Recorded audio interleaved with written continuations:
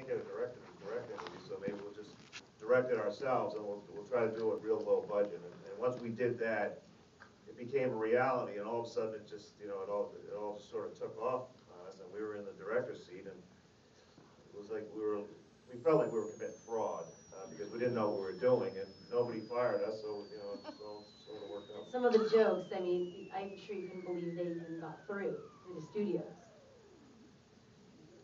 You know, and the concepts. Yeah, they pretty much left us alone, but you know, it was hard to make. You know, it took 5 years for them to make that because you know, everybody, no one liked it. And if you look at the reviews of Dumb and Dumber, like you know, go on Yahoo or something, they're all D, D minus, D plus, C minus. You know, it wasn't like it was met with universal acclaim. That's for sure.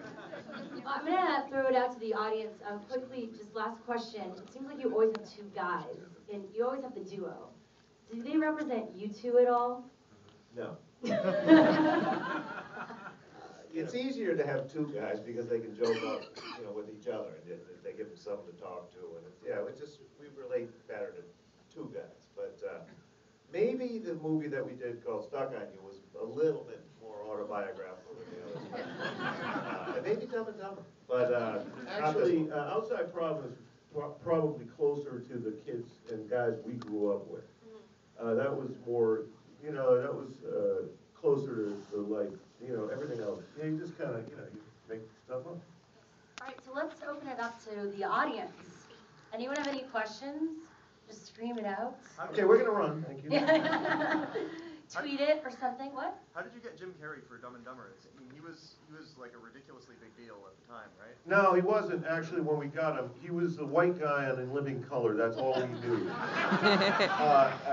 Ace Ventura hadn't come out yet. We had sent it to everybody. We had, I'm serious, like at least 150 people had passed on it. You know, nobody would do it. And all of a sudden, we got a phone call one day. They said the white guy from In Living Color wants to do it.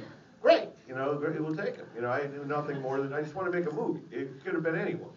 And once he got on board, all of a sudden, this movie he had made, Ace Ventura, came out, which was a smash hit. And then he had another one in the can, Masked, which came out. That was a big hit. So by the time Dumb and Dumber came out, yes, he was a big star. But when we got him, he was nothing. Yeah, believe it or not, the Ace Ventura and even the Mask a little bit were surprise hits. They didn't know that that was going to be a big hit, so we happened to have them at the right time. You know, this is a long story. I'll shorten it, but you know, when we got him for Dumb and Dumber, he wanted to get paid something like, I don't know, $350,000, and the studio said, absolutely no way, you're getting $250. And then the Ace came out, and they said, okay, we'll give you $350. And he said, no, I want $500. And they said, no. You're getting $350. And then the next weekend, Ace was #1 again. They said, we'll give you $5. He said, I want $1 million. This went up and up. He ended up getting $7 million for Dumb and Dumber, which was the highest ever at that time for any comedic actor. What's he like to direct? Is he easy to direct? Very. I mean, you know, he's so good. He's especially in Dumb and Dumber, where he was new and he was open, and you know, as he goes on, and you know, people change. They start thinking, but at that point, he was wide open and just wanted to be good and listened, and also, you know, Jeff Daniels is so good that they were pushing each other, and it was a pleasure. It was a little like, you know, trying to coach, like be a basketball coach and coach Kobe Bryant. And just kind of hold the ball out there. And he's pretty good at it, you know. But he does. It's not to say he doesn't need a little coaching, but he's pretty good at what he does. So we were lucky to have a guy like him, and he was very open, and he was extraordinarily funny. Yeah, that's for sure. We have another question. How did you convince the studio to finance your first movie?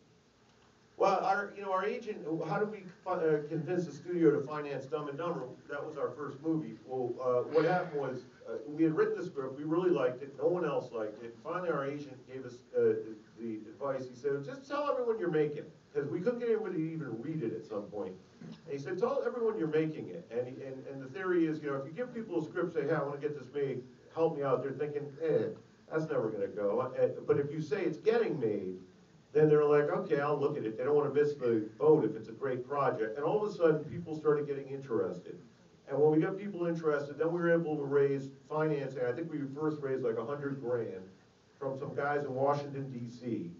And then, we kept moving along, got more people, and then a minor studio came on and they said, we'll give you $1 million for it. Let's make it for $1 million.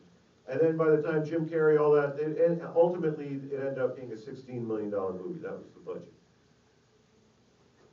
You can do it too. Put your mind to it. Any other questions? Yes. Oh, let's have a female question. Yes. Because I was a filmmaker, so I kind of understand what you guys are going through. So I want to know who inspires you guys the most for when you guys are writing? Who inspires them the most when they're writing? Or We who? like, a lot of the new comedy filmmakers, they've certainly inspired us. When I watch a movie like The Hangover, I say, wow, that was a good one, I wish I had thought of that. Borat, Sacha Baron Cohen, when he does, he comes out and does that stuff, it's like, you're reminded that there's a lot of comedy out there, you just have to open up your mind to it, but those kind of guys. We like pushing it. I don't even know if you noticed, but we're not afraid of pushing it. And I know some people don't like that.